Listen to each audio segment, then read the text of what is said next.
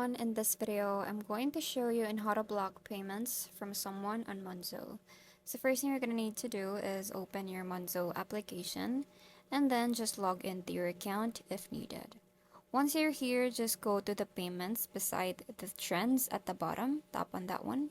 And then once you tap on that, you will see all these users here or the saved contacts on your Monzo. So you just have to pick one that you want to block payments from. So let's say for example this one.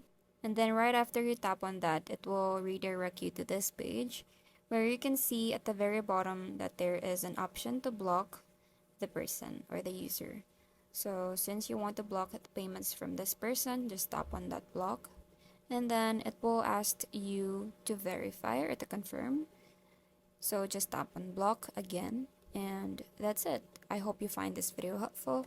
Thank you for watching, and I'll see you in the next one. Bye!